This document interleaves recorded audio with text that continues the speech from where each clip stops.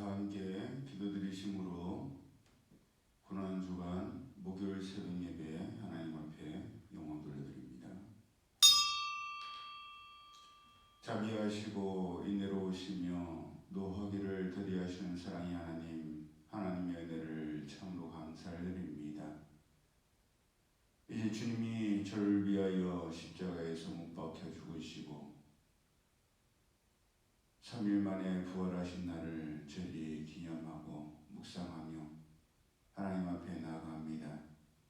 연약한 저희 스스로는 할 수 없사오니 하나님께서 감당할 힘을 주시고 또 피할 길을 허락하시며 도울 자를 붙여주셔서 하나님께서 맡기신 사명 온전히 감당하게 하시고 무엇보다도 합력하여 선을 이루며 하나님 나라의 확장에 귀하게 쓰임받는 저희들 되게 하여 주옵소서.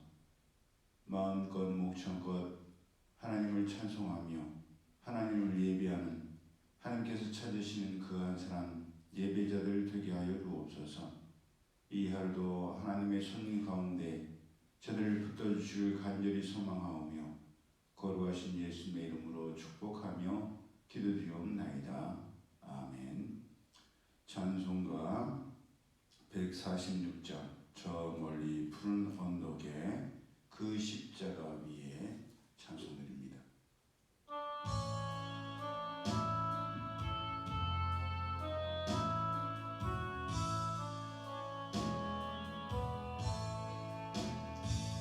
저 멀리 푸른 언덕에 그 십자가 위에 주 예수 나를 위하여 못 박히셨도다. 그 귀한 주의 사랑이 날 구원하시니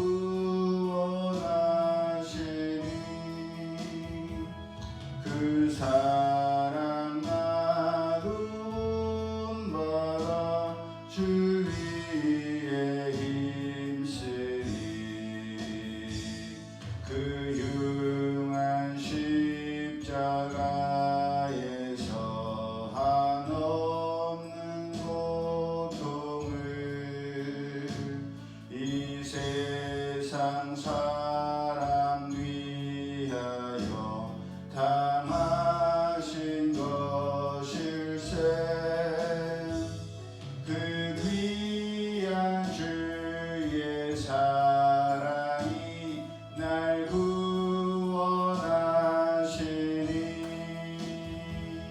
그 사랑 나도 본받아 주 위에 힘쓰리.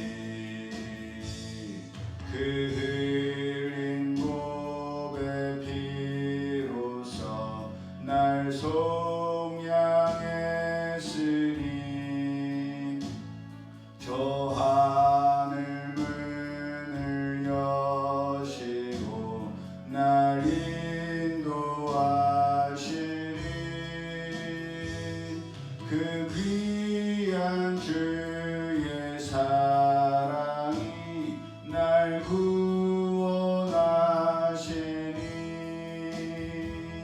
그 사랑 나도 본받아 주 위에 힘쓰리.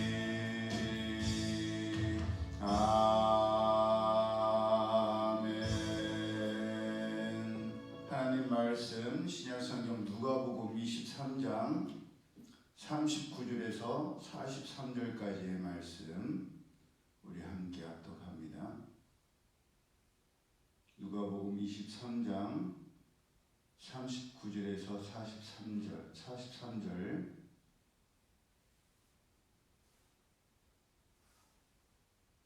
시작. 달린 행악자 중 하나는 비방하여 이르되 내가 그리스도가 아니냐 너와 우리를 구원하라 하되 하나는 그 사람을 꾸짖어 이르되 내가 동일한 정죄를 받고서도 하나님을 두려워하지 아니하느냐 우리는 우리가 행한 일에 상당한 보응을 받는 것이니 이에 당연하거니와 이 사람이 행한 것은 옳지 않은 것이 없느니라 하고 이르되 예수여 당신의 나라에 임하실 때에 나를 기억하소서 하니 예수께서 이르시되 내가 진실로 내게 이르노니 오늘 너가 나와 함께 낙원에 있으리라 하시니라. 아멘. 우리가 라디오스타 같은 TV 예능 프로그램을 보더라도 누구랑 출연하느냐에 따라서 그 사람의 레벨이 나눠지지 않습니까? 그것처럼 하물며 예수님께서 십자가에서 처형당하실 때에 예수님과 함께했던 자들은 그 자들을 통해서 예수님의 그 평가도 나눠질 텐데 그 함께했던 처형자들은 최악질의 범죄자들이었습니다. 왜냐하면 당시 로마의 많은 처형법들 중에서도 십자가형은 잔인하고 고통스럽기로 악명이 높았기 때문입니다. 동물의 날카로운 뼈나 쇠조각이 끝에 달린 가죽 채찍으로 심하게 맞아서 출혈이 계속되는 동안에 십자가 못 박을 때에 손목 부분을 못 박음으로 팔에 있는 큰 뼈를 따라 온몸의 살과 근육이 찢어지고 결국에는 힘줄에 걸린 채 온몸에 물과 피를 다 쏟으며 천천히 고통 가운데 죽어가야 했기 때문에 그 고통은 이루 말할 수 없이 극심했고 그랬기에 다들 십자가형으로 죽는 것을 가장 두려워하고 기피할 정도였습니다. 그것은 우리나라를 비롯한 모든 나라가 비슷하여서 우리 생각에는 사형받을 죄인을 최대한 빨리 죽일 것 같지만 실제로는 최대한 천천히 고통 가운데 죽게 하는 것이 가장 잔인하고 무서운 최악의 처형이었습니다. 우리가 생각할 때는 그 교수형이라는 거 있지 않습니까? 목을 이렇게 달아갖고 사람을 죽이고 또 다음 부대에서 칼날이 떨어져서 프랑스 같은 경우는 목을 잘라서 죽이고 도끼로 이렇게 사람을 죽이는 경우도 있는데 그런 것은 오히려 이왕 죽을 사람에게는 관대한 처형이었던 거예요. 과거 우리나라에서 사람을 사형 집행을 하던 망나니도 우리가 영화나 그런 걸 보면 굉장히 칼이 크고 날카로워서 한 번에 목이 잘라지는 것 같지만 실제로는 그렇지 않았대요. 칼이 날카롭고 무거운 칼이어서 한 번에 죽일 것 같지만 거의 이거는 벤다기보다는 자른다고 하기보다는 썬다고 할 정도로 그렇게 칼날이 무뎠다고 합니다. 그래서 사형을 받을 죄인은 죽을 때까지 한 번에 죽으면 괜찮은데 한 번에 죽지 아니하고 계속 고통을 받기 때문에 공포 속에서 천천히 죽어갔기 때문에 사형수들 중에는 일부러 그 가족들이, 친척들이, 지인들이 망나니에게 돈을 쥐어주면서 최대한 빨리 죽일 것을 부탁할 정도였다고 합니다. 그것은 다른 나라에서도 마찬가지여서 최대한 천천히 고통 가운데 죽게 하는 것이 가장 잔인한 처형 방법이었고 그 중에 하나가 십자가 처형이었습니다. 그러니 그렇게 잔인하고 고통스러운 처형을 받을 정도였으니 예수님과 함께 처형당한 죄인들이 얼마나 극악범들이었는지 우리가 짐작할 수가 있습니다. 그런데 그런 극악범들과 처형받으신 예수님께는 그렇게 처형당하실 이유가 없었습니다. 그것은 당시 재판관이었던 빌라도 총독의 말을 보더라도 알 수 있고 당시 예루살렘에 와 있던 갈릴리의 분봉왕 헤롯을 보더라도 알 수 있습니다. 빌라도는 누가복음 23장 4절에서도 내가 보니 이 사람에게 죄가 없도다 라고 하였고 예수님께서 갈릴리 사람이라는 것을 듣자 예루살렘에 와 있던 분봉왕 헤롯에게로 예수님을 보냈습니다. 관할 지역이 달랐기 때문에 그 책임을 교묘하게 헤롯에게로 돌리려고 했던 것입니다. 왜냐하면 당시 본디오 빌라도와 헤롯은 원수지간이었습니다. 서로 좋아하지를 않았습니다. 그런데 이날 본디오 빌라도가 예수님을 헤롯에게로 보낸 것은 책임을 헤롯에게 전가하기 위한 것이었는데, 그것이 도리어 원수지간이었던 두 사람을 친구가 되게 하는 계기가 되고 말았습니다. 왜냐하면 헤롯도 예수님에 대한 소문을 듣고 예수님을 보고 만나고 싶었기 때문입니다. 그렇게 소문이 무성했던 예수님을 만난 헤롯은 어떻게든 들은 소문대로의 이적을 예수님께서 행하시고 자기가 보기를 바랬지만, 예수님께서 아무 이적도 행하시지 않으시자 흥미를 잃고 예수님을 다시 빌라도에게로 돌려보냈습니다. 그래서 빌라도는 다시 한번 헤롯도 예수님에게서 죄를 찾지 못했으니 죽일 수가 없고 그저 때려서 놔주겠다라고 말합니다. 그러기를 3번이나 반복한 끝에 결국 빌라도는 밀란이 날까봐 두려워서 유대인들이 원하는 대로 예수님을 십자가형에 처하고 말았습니다. 그렇게 십자가에서 처형을 받기 위해 예수님도 행역자들도 달렸는데, 그중 하나가 예수님을 비방하며 너가 그리스도가 아니냐, 너와 우리를 구원하라 라고 하면서 예수님을 조롱하고 비웃었습니다. 병행구절인 마태복음 27장 39절을 보면 지나가던 자들도 머리를 흔들면서 예수님을 모욕하며 성전을 헐고 사흘에 짓는 자여, 너가 만일 하나님의 아들이거든 자기를 구원하고 십자가에서 내려오라고 조롱하였습니다. 여러분, 우리가 알잖아요. 사람을 멸시하고 사람을 깔보고 사람을 모욕할 때 여러 가지 방법이 있지 않습니까? 말로 할 수도 있지만 아주 작은 제스처, 아주 작은 행동, 표정 하나만으로도 상대방에 대한 모욕을 얼마든지 줄 수 있습니다. 그 중에 하나가 뭐예요? 머리를 흔드는 거죠.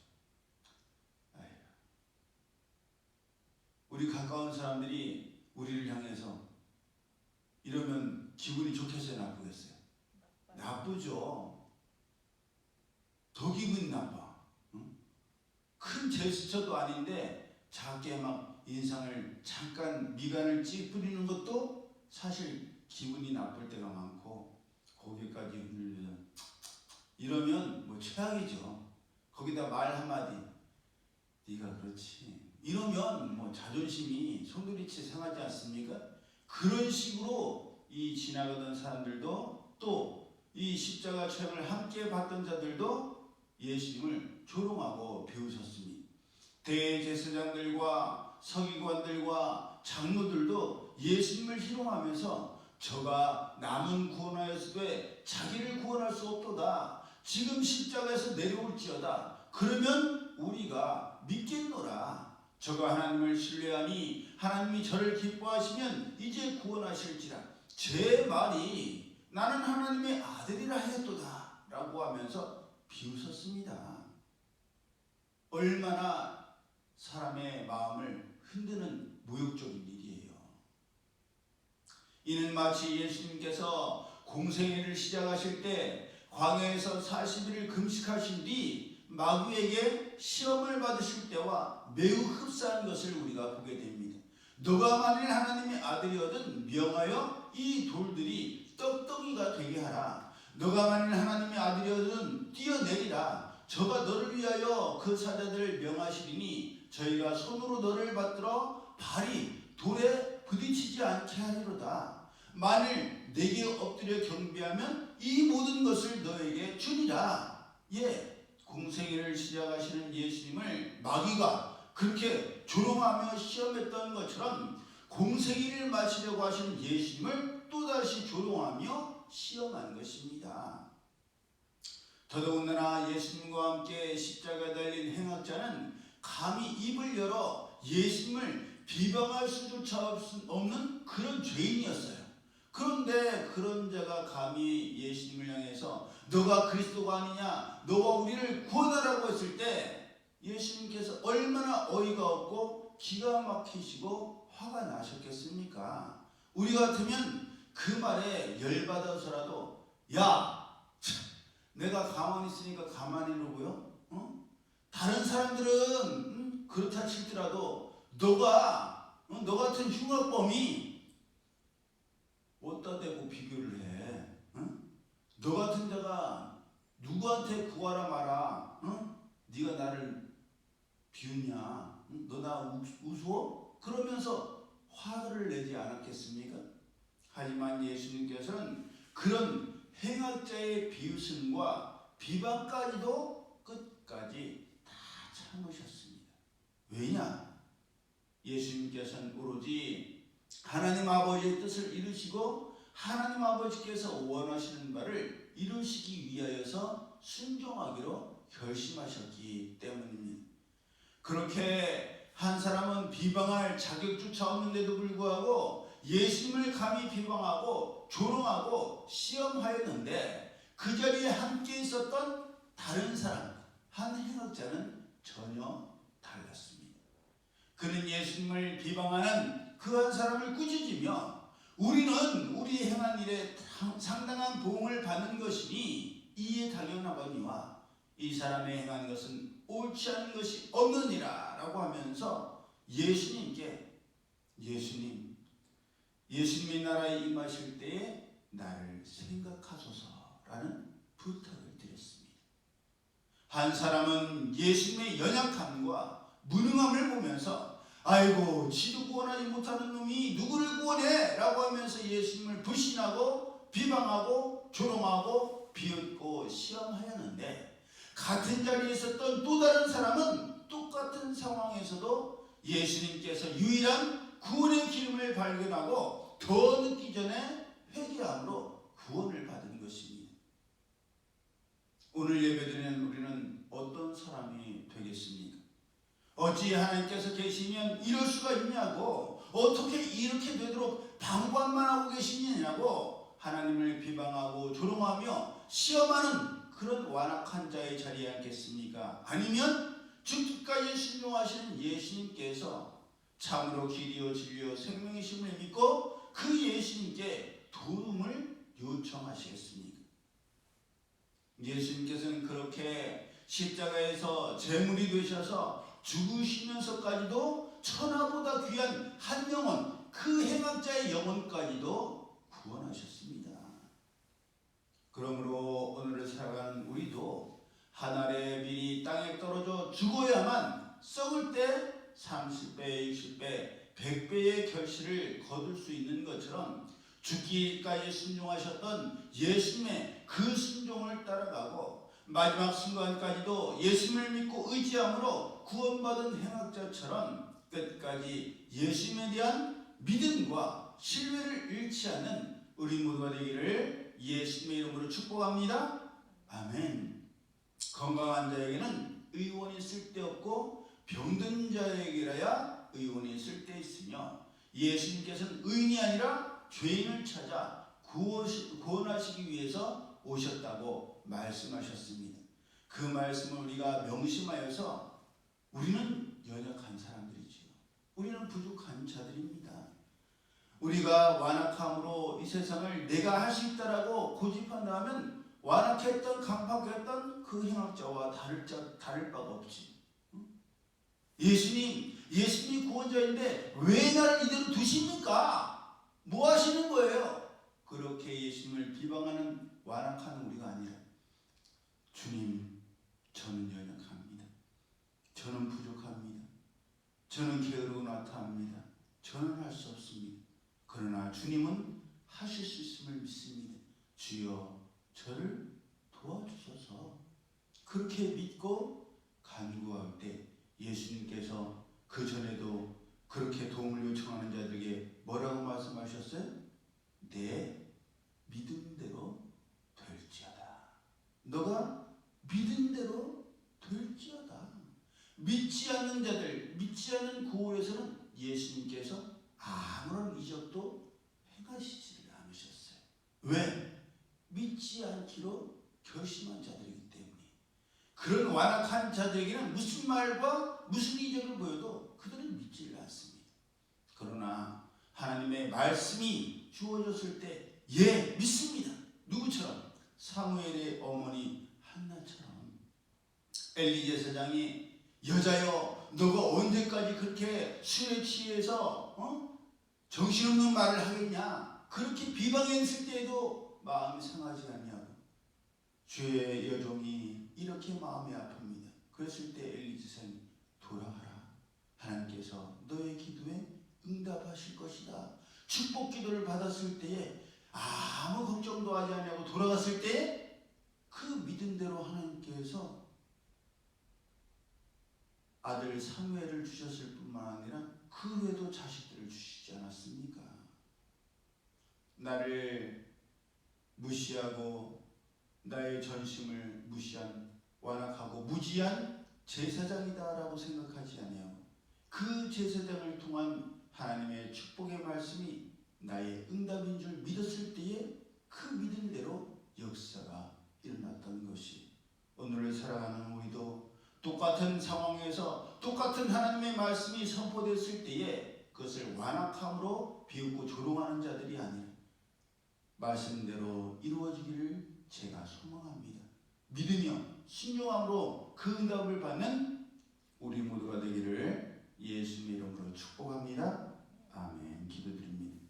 사랑의 하나님 감사합니다. 완악함과 강팍함과 비방함과 하나님을 시험하고 조롱하려던 마음을 저희 버리게 하시고, 마지막 순간이었지만 지금까지 행악자로 강도로 험하고 자기 마음대로 살아왔지만 마지막 순간에 자기를 구원하실 분은 예수님밖에 없음을 깨닫고 그 예수님께 도움을 간청하였던 그 행악자처럼 저희들의 약함을, 저희들의 완악함을, 저희들의 강팍함을 하나님 앞에 내려놓고 주님의 도우심을 구할 수 있는 지혜로운 저희들 되게 하여 주옵소서. 마지막 기회까지도 잃어버리는 어리석은 자들 되지 않게 하여 주옵소서. 이제는 우리 주 예수 그리스도의 은혜와 하나님 아버지의 그 크신 사랑하심과 성령님의 교통하심이 이제로부터 영원히 함께 하실지어다. 아멘.